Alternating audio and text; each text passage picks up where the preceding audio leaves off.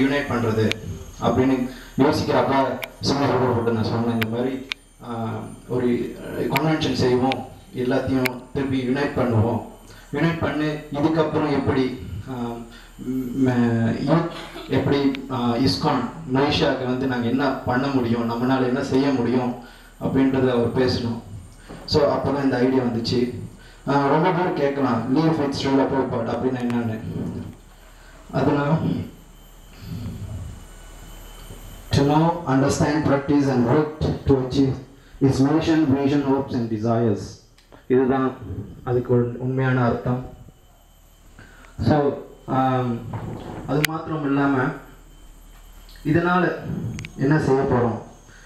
So இந்த objective, அதாவது கரு, இந்த கன்வென்ஷனோட கரு, அந்த கன்வென்ஷன் வந்து கன்வென்ஷனுக்கு தான் இந்த கரு கிடையாது, இது வந்து எல்லா யூத்துக்கும் உள்ள ஒரு கருவாக இருக்கணும்னு விருப்பப்படுறோம்.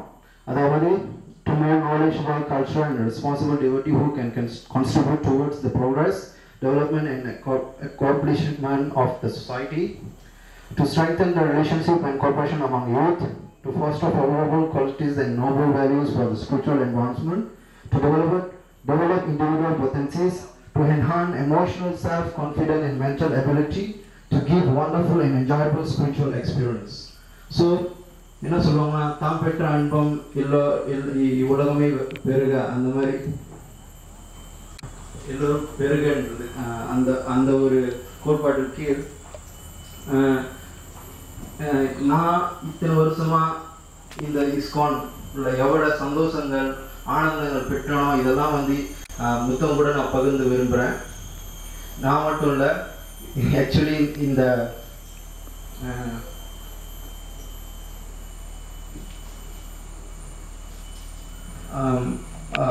இந்த கன்வென்ஷனோட சேர்மேன் வந்து கோகுல்.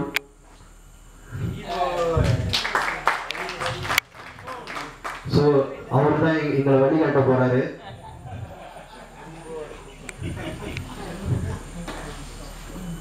அவரோட திறமை யாருக்கும் தெரியாது, அவர் கண்டிப்பா காமிப்பாரு.